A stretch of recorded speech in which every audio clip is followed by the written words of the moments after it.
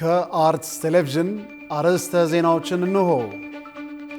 አቶ ጌታቸው ረዳ ከትግራይ ክልል ጊዜያዊ አስተዳደር ፕሬዝዳንትነት እንደሚሻሩ ታወቀ። አንዳንድ ባንኮች የገንዘብ እጥረት እንዳጋጠማቸው የኢትዮጵያ ብሔራዊ ባንክ አስታወቀ። ቻይና ወንጀለኞችን በመለየት አሳደው የሚይዙ የሮቦት ፖሊሶችን ማሰማራቷ ተነገረ።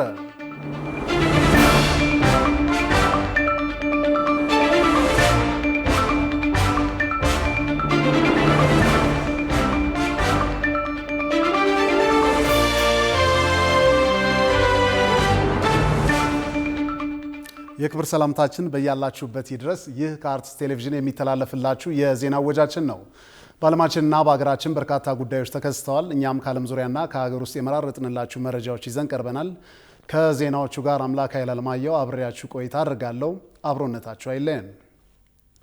አቶ ጌታቸው ረዳ ከትግራይ ክልል ጊዜያዊ አስተዳደር ፕሬዝዳንትነት እንደሚሻሩ ታወቀ። ጠቅላይ ሚኒስትር አብይ አህመድ ለተራዘመው የጊዜያዊ አስተዳደሩ ዕድሜ የትግራይ ሕዝብ ፕሬዝዳንቱን እንዲመርጥ ጥሪ አቅርበዋል። ጽዮን ላይኩን ተጨማሪ አላት። በሁለት ዓመት ጊዜ ውስጥ ተግባራቱን ፈጽሞ ለተመረጠ መንግስት ስልጣኑን እንዲያስረክብ የተሰጠው ጊዜ የተጠናቀቀው የትግራይ ክልል ጊዜያዊ አስተዳደር ተጨማሪ የአንድ ዓመት ዕድሜ እንደተሰጠው የኢፌዴሪ ጠቅላይ ሚኒስትር ዶክተር አብይ አህመድ አስታውቀዋል። ጠቅላይ ሚኒስትሩ ይህንን ይፋ ያደረጉት በመቀለና በትግራይ ሌሎች ከተሞች ጊዜያዊ አስተዳደሩ ከመረጣቸው አመራሮች ውጪ በዶክተር ደብረጽዮን የሚመራው የህወሓት ክንፍ የተመረጡ አመራሮች ቢሮዎችን መቆጣጠራቸው ከተሰማ ከጊዜያት በኋላ ነው። የትግራይ ክልል ጊዜያዊ አስተዳደር ፕሬዝዳንት ጌታቸው ረዳ አንዳንዶች በመፈንቅለ መንግስት ምክንያት ነው ወደ አዲስ አበባ ያቀኑት ሲሏቸው፣ እሳቸው በበኩላቸው ከጠቅላይ ሚኒስትሩ ጋር የጊዜያዊ አስተዳደሩን ዕድሜ ለማራዘምና በሌሎች ጉዳዮች ላይ ለመወያየት ወደ አዲስ አበባ ማቅናታቸውን በተናገሩበት ቃለ መጠይቅ ላይ በትግራይ አዲስ የጊዜያዊ አስተዳደር ፕሬዝዳንት ሊሾም እንደሚችል ፍንጭ ሰጥተው ነበር። ይህንን ተከትሎ በዛሬው ዕለት የኢፌዴሪ ጠቅላይ ሚኒስትር ዶክተር አብይ አህመድ በፕሪቶሪያው ስምምነት መሰረት የተጠናቀቀው የጊዜያዊ አስተዳደሩን ዕድሜ በተጨባጭ ምክንያቶች ለአንድ ዓመት ያህል እንዲራዘምና ፕሬዝዳንቱን የመምረጥ መብቱ የመንግስት ቢሆንም ህዝቡ በኢሜል ፕሬዝዳንቱን እንዲመርጥ ጥሪ ማቅረባቸው ተሰምቷል። ከዚህ ቀደም ፕሬዝዳንቱን ይተካሉ ተብለው የተቀመጡ ሰዎች ስለመኖራቸው ከሚናፈሱ ወሬዎች በስተቀር በዛሬው የጠቅላይ ሚኒስትሩ ጥሪ ላይ በምርጫው ላይ የተቀመጡ እጩዎች ስለመኖራቸው ስላለመኖራቸው፣ ፕሬዝዳንት ጌታቸው ረዳም በምርጫው ስለመካተት አለመካተታቸው ምንም የተገለጸ ነገር የለም። በትግራይ ክልል አሁን ባለው ሁኔታ ላይ አዲስ ፕሬዝዳንት መመረጡ ምን አይነት ለውጥ ሊፈጥር እንደሚችል ተገማች ባይሆንም ነገር ግን ፕሬዝዳንት ጌታቸው ረዳ ወደ አዲስ አበባ ባቀኑበት ሰሞን የደብረጽዮን ህወሓት ክንፍ ተወካይ አዲስ አበባ ተገኝተው ከጠቅላይ ሚኒስትሩ ጋር ንግግር ማድረጋቸው መሰማቱ ምናልባትም በትግራይ ክልል ያለውን ችግር በንግግር ለመፍታት መንገዶች ለመኖራቸው ማሳያ ተደርጎ ሊወሰድ እንደሚችል እየተነገረ ነው። ጠቅላይ ሚኒስትር አብይ አህመድ ለትግራይ ህዝብ ባስተላለፉት ጥሪ የፌዴራል መንግስት መሬት ላይ ያለው ተጨባጭ ሁኔታ ከግምት ውስጥ በማስገባት የጊዜያዊ አስተዳደሩን ዕድሜ ለማራዘም ፖለቲካዊ፣ አስተዳደራዊና የህግ ስራዎችን በማከናወን ላይ የሚገኝ ሆኖ ከዚሁ ጎን ለጎን የጊዜያዊ አስተዳደሩ ፕሬዝዳንትን መሾም አስፈላጊ ሆኖ ተገኝቷል ብለዋል። በደንብ ቁጥር 533 ህዝባር 2015 አንቀጽ 3 ወይንም 2 መሰረት የጊዜያዊ አስተዳደሩ ፕሬዝዳንትን የመሾም ኃላፊነት የጠቅላይ ሚኒስትሩ ስልጣን ቢሆንም ህዝብ በምርጫ መሪዎቹን እስኪመርጥ ድረስ የጊዜያዊ አስተዳደሩ ፕሬዝዳንትን በመምረጥ በኩል ተሳትፎ እንዲኖረው አስፈላጊ ሆኖ በመገኘቱ የጊዜያዊ አስተዳደሩ ተልእኮችን በብቃት መፈጸም ይችላሉ፣ ሰላምና ደህንነትን ያረጋግጣሉ የምትሏቸውን እጩዎች ምረጡ ሲሉም በተቀመጠው ኢሜይል ጥቆማ እንዲሰጥ በማህበራዊ ትስስር ገጻቸው ላይ አስፍሯል። አንዳንድ ባንኮች የገንዘብ እጥረት እንዳጋጠማቸው የኢትዮጵያ ብሔራዊ ባንክ አስታወቀ። የባንኩ የገንዘብ ኮሚቴ ሁኔታው በአጠቃላይ ማክሮ ኢኮኖሚው ላይ አሉታዊ ተጽዕኖ ሊኖረው ስለሚችል ጥንቃቄ ሊደረግበት እንደሚገባ አሳስቧል። አዲስ ኪዳን ሽፈራው ተጨማሪ አላት። የኢትዮጵያ ብሔራዊ ባንክ የገንዘብ ፖሊሲ ኮሚቴ ባካሄደው ሁለተኛው ስብሰባው የተወሰኑ ባንኮች የጥሬ ገንዘብ እንዳጋጠማቸው ይፋ አድርጓል። በተሻሻለው የባንኩ መቋቋሚያ አዋጅ ቁጥር 1359 ህዝባር 2025 አንቀጽ 23 በተሰጠው ተግባርና ኃላፊነት መሰረት የተቋቋመው የገንዘብ ፖሊሲ ኮሚቴው የዋጋ ግሽበት፣ የፊስካል ፖሊሲ ትግበራ፣ የውጭ ኢኮኖሚ፣ የገንዘብ አቅርቦትና የፋይናንስ ዘርፍ እንቅስቃሴዎችን እንዲሁም በሀገር ውስጥ የማክሮ ኢኮኖሚ ሁኔታዎች ላይ ግምገማ አድርጓል። ኮሚቴው ባደረገው ግምገማ አንዳንድ ባንኮች በተወሰነ መልኩ የጥሬ ገንዘብ እክል እንዳጋጠማቸው ገልጿል። ሁኔታው በአጠቃላይ ማክሮ ኢኮኖሚው ላይ አሉታዊ ተጽዕኖ ሊኖረው ስለሚችል ቁጥጥር ሊደረግለት እንደሚገባም አሳስቧል። በዚህ ረገድ አንዳንድ ባንኮች የባንክ ለባንክ የገንዘብ ግብይትና በብሔራዊ ባንክ በኩል ቋሚ ብድር አገልግሎት በመጀመራቸው ያጋጠማቸው ችግር እየተቀረፈ እንደሚገኝ ገልጿል። የባንኩ ዘርፍ ዝቅተኛና የተበላሸ ብድርና በቂ ካፒታል ያለው መሆኑ የሀገሪቱን የባንክና ፋይናንስ ዘርፍ የተረጋጋ እንዳደረገውም ኮሚቴው አመልክቷል። ኮሚቴው የዋጋ ግሽበት ያለበትን ሁኔታ የገመገመ ሲሆን የገንዘብ ፖሊሲ ኮሚቴው ከ3 ወራት በፊት ካካሄደው የመጀመሪያ ስብሰባ ወዲህ ዓመታዊ የዋጋ ግሽበት እየቀነሰ በመምጣት የካቲት ወር 2017 ዓ.ም መጨረሻ ላይ የዋጋ ግሽበቱ ወደ 15 በመቶ መውረዱን አመልክቷል። የዋጋ ግሽበቱ ባለፉት ጥቂት ወራት በተከታታይ እየረገበ ሊመጣ የቻለውም ብሔራዊ ባንክ ጥብቅ የገንዘብ ፖሊሲ በመከተሉ የግብርና ምርት በመሻሻሉና በአስተዳደራዊ ዋጋዎች ላይ እየተወሰደ ያለው ማሻሻያ በአንድ ጊዜ ሳይሆን ደረጃ በደረጃ እየተተገበረ መሆኑ ነው ብሏል። በዚህም የዋጋ ግሽበትን ለመቀነስና በውጭ ምንዛሬ ተመን ላይ የሚታዩ ግምታዊ አስተሳሰቦችን ለመቆጣጠር የባንኩ የፖሊሲ ተመን 15 በመቶ ሆኖ እንዲቆይና በባንኮች የብድር እድገት ላይ የተቀመጠውን የወለድ ተመን 18 በመቶ ገደብ እንዲቀጥል መወሰኑን የገንዘብ ፖሊሲ ኮሚቴ አስታውቋል። በተጨማሪም በአሁኑ ወቅት ብሔራዊ ባንክ ለሚሰጣቸው ቋሚ የተቀማጭ ሂሳብ አገልግሎቶችና ለቋሚ ብድር አገልግሎቶች የሚከፈሉ የወለድ ተመኖች ባሉበት እንዲቀጥሉ እንዲሁም ባንኮች በብሔራዊ ባንክ የሚያስቀምጡትን የግዴታ መጠባበቂያ ተቀማጭ ሂሳብ በነበረበት እንዲቆይ ውሳኔ ማስተላለፉን የኢትዮጵያ ብሔራዊ ባንክ የገንዘብ ፖሊሲ ኮሚቴ ባወጣው መግለጫ አመልክቷል። ቻይና ወንጀለኞችን በመለየት አሳደው የሚይዙ የሮቦት ፖሊሶችን ማሰማራቷ ተነገረ። የሮቦት ፖሊሶቹ በደቡባዊ ቻይና ጎዳናዎች ከሕግ አስከባሪ አባላት ጎን መታየታቸውን ተከትሎ ጉዳዩ የብዙዎች መነጋገሪያ ሆኗል። የውጭ ትንታኔና ዓለም አቀፍ ጉዳዮች ዘጋቢያችን ቃል ኪዳን እየጥና ጉዳዩን በዝርዝር ተመልክቶታል። አንዳንዴ በአይን ለማየት እጅግ አዳጋች ደቂቃ ናቸው። አንዳንዴ ደግሞ እጅግ ግዙፍ፣ ሲሻቸው በተገጠሙበት ስፍራ ሆነው ክንዳቸውን በፈለጉት አቅጣጫ ያሽከረክራሉ። አንዳንዴ ደግሞ እንደ ታንክ በተገጠመላቸው ሰንሰለት ላይ እየተሽከረከሩ እጅግ አደገኛ የሚባሉ ቦታዎች ድረስ ይዘልቃሉ። በሰማዩ ላይ አየሩን እየቀዘፉ መክነፍም ተክነውበታል። በአይነት በቅርጽና በተግባር ዘርፈ ብዙ ናቸው ሮቦቶች በምድራችን ላይ እጅግ የተወሳሰቡ አገልግሎቶችን ይሰጣሉ። የሰው ልጅ በሮቦት ስነ ቴክኒክ የደረሰበት እመርታ አንዳንድ ጊዜ ለማመን ይከብዳል። ከቅርብ ወራት በፊት የወጡ መረጃዎች እንደሚያመለክቱት ከሆነ ቻይና ወንጀለኞችን የሚለይና አሳደው የሚይዝ አዲስ የሮቦት ፖሊስ መስራት መቻሏን ለዓለም ይፋ አድርጋ ነበር። አሁን ደግሞ እነዚሁ የሮቦት ፖሊሶች በቻይና ጎዳናዎች በመሰማራት ስራቸውን መጀመራቸውን ሳውዝ ቻይና ሞርኒንግ ፖስት ዘግቧል። which has already found a job as a police officer at a local police station. Now this local Terminator will patrol the streets.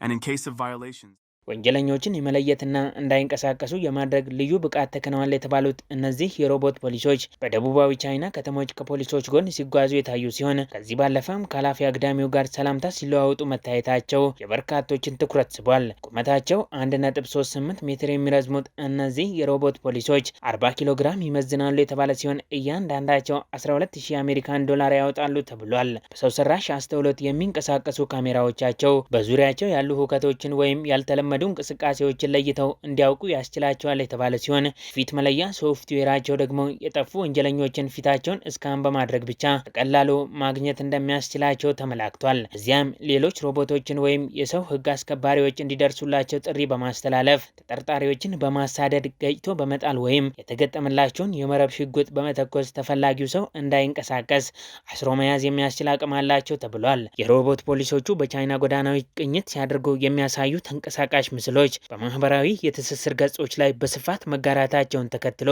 በርካታ አስተያየት ሰጪዎች ከዚህ በኋላ በቻይና ወንጀል ሰርቶ ማምለጥ አይታሰብም የሚል ፈገግ የሚያሰኝ ግብረ መልስ መስጠታቸውን ዘገባው አመልክቷል። ክቡራትና ክቡራን ከአርትስ ዜናዎች ጋር አብራችሁ ስላላችሁ አርትስ ቴሌቪዥን ያመሰግናችኋል። ማንኛውም አይነት የዜናም ሆነ ሌሎች ጥቆማዎችና አስተያየቶች ቢኖሯችሁ በአጭር የጽሁፍ መልእክት መቀበያ ቁጥራችን 6121 ላይ ብታደርሱን ተቀብለን ወደ እናንተ እናደርሳለን። አሁን የዕለቱን ዋነኛ ጉዳይ እናስታውሳችሁና እንመለሳለን። አቶ ጌታቸው ረዳ ከትግራይ ክልል ጊዜያዊ አስተዳደር ፕሬዝዳንትነት እንደሚሻሩ ታወቀ። ቆይታ በኋላ የአሜሪካ ድጋፍ በመቋረጡ በኢትዮጵያ ከ14 ሚሊዮን በላይ ሕዝብ ከተጠቃሚነት እንዲወጣ መገደዱ ተነግሯል። ይጠብቁን። ወደ ትግራይ ነዳጅ መግባት ከቆመ 10 ቀናት ማለፉን የክልሉ ንግድና ኤክስፖርት ኤጀንሲ አስታወቀ። ከቅርብ ጊዜ ወዲህ ወደ ትግራይ ይገባ የነበረ ነዳጅ መቋረጡን ተከትሎ በተፈጠረ የአቅርቦት ችግር ህገወጥ የነዳጅ ግብይትና ምርትን የመደበቅ ተግባራት መበራከታቸው ተነግሯል። ሮሃ ግርማ ተጨማሪ አላት።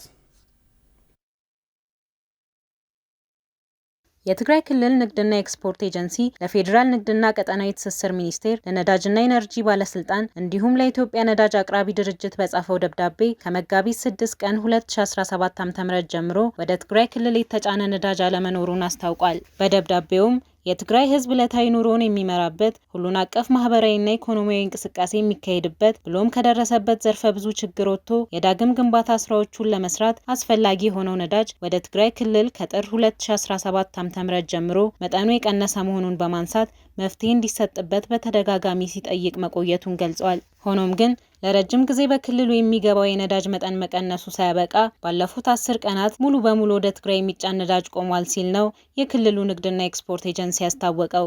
በክልሉ በተፈጠረው የነዳጅ እጥረት ሳቢያም የሰብአዊ እርዳታ ስራዎች ላይ መስተጓጎል መፈጠሩን የገለጸው ኤጀንሲው የሆስፒታሎችና የአምቡላንሶች አገልግሎት፣ የመድኃኒት አቅርቦትና ስርጭት፣ በተፈናቃይ መጠለያ ማዕከላት የምግብና መድኃኒት አቅርቦት ስራዎች፣ የመስኖ ልማት፣ የአውሮፕላንና የየብስ ትራንስፖርት እንቅስቃሴዎች እንዲሁም የመንግስት የልማት ስራዎች ቆመዋል ሲል አመልክቷል። በአጠቃላይ የትግራይ ህዝብ ሁሉን አቀፍ ማህበራዊና ኢኮኖሚያዊ እንቅስቃሴ ከነበረበት ችግር በባሰ መልኩ ወደ አደጋ ያመራበት ሁኔታ መኖሩን የገለጸ ሲሆን የፌዴራል ተቋማት ይህንን ተገንዝበው ህዝቡን ከዚህ ችግር እንዲላቀቅ ኃላፊነታቸውን እንዲወጡ ጠይቀዋል።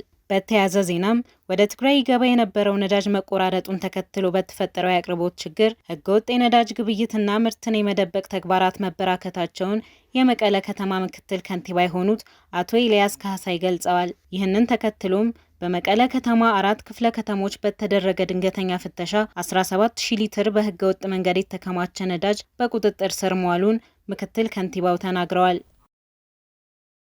አቢሲኒያ ባንክ በሴቶች ተሳትፎ የተዘጋጀ የንግድ ትርኢትና ባዛር በማካሄድ ላይ ይገኛል።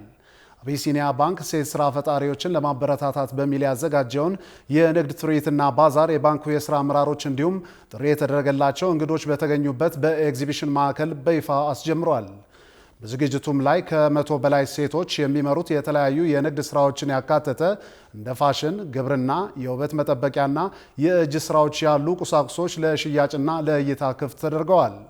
በባንኩ ድጋፍ የተዘጋጀው የንግድ አውደ ርዕዩ ማርች 8ና ሙሉ የመጋቢት ወርን በማስመልከት እችላለሁ በሚል መሪ ቃል እየተካሄደ የሚገኙ የደም ልገሳ አደይና ዛራ መርሃ ግብርን የሚያስተዋውቅና ተሰጥኦ ያላቸውን ሴቶችን ለማገዝ ያለመው የሙዚቃ ውድድር አንድ አካል መሆኑ ተገልጿል።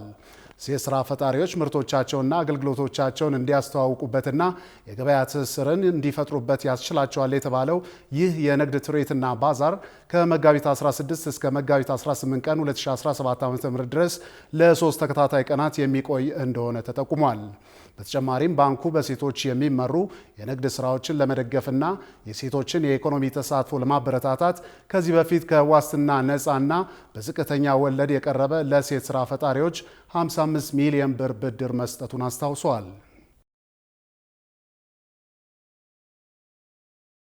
የአሜሪካ ድጋፍ በመቋረጡ በኢትዮጵያ ከ14 ሚሊዮን በላይ ሕዝብ ከተጠቃሚነት እንዲወጣ መገደዱ ተነገረ።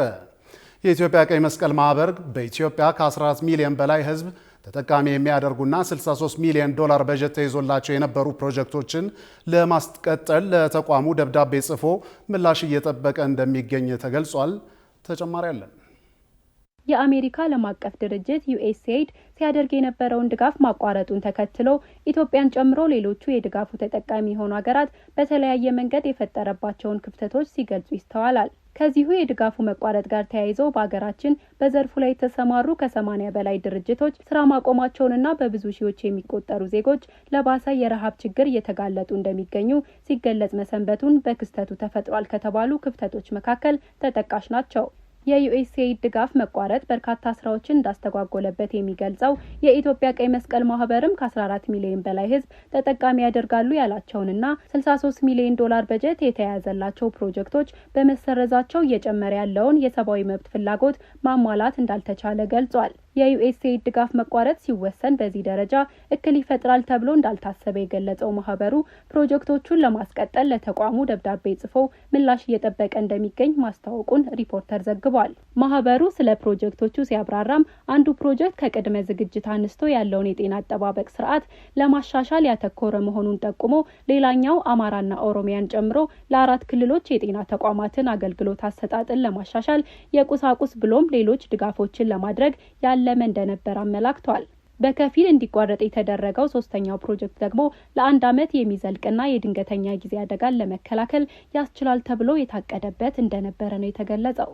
ሆኖም ግን ድርጅቱ እያደረገ የነበረው የሀብት ድጋፍ ከፍተኛ ሆኖ በድንገት ሊቋረጥ ቢችልም ድጋፎቹን ለማስቀጠል ከሌሎች አጋር ድርጅቶች ጋር የተጀመሩ ፕሮጀክቶች ተጠናክረው የቀጠሉበት ሁኔታ እንዳለም ተገልጿል። ከድርጅቱ ጋር ከዚህ በኋላ ሊኖረው ስለሚችለው ግንኙነትም ድጋፉ የሚቀጥልበት ሁኔታ ሊኖር እንደሚችልና እንዲቋረጥ የተደረጉ ፕሮጀክቶች ወደ ስራ የሚገቡበት ተስፋ እንዳለ የገለጸው ማህበሩ ይህንን ለማሳካት ድርጅቱን ጠይቆ ምላሽ እየጠበቀ እንደሚገኝ ተገልጿል። ውድ ተመልካቾቻችን የአርትስ ቴሌቪዥን የሰዓቱ ዜናዎች የተከታተላችሁትን ይመስሉ ነበር። ስለሰጣችሁን ጊዜ ከልብ እያመሰገንን ከዜናዎቹ ጋር አምላክ ኃይለማርያም ቆይታ አድርጌያለሁ። ከቀሪ የጣቢያችን ዝግጅቶች ጋር መልካም ጊዜን ተመኘን።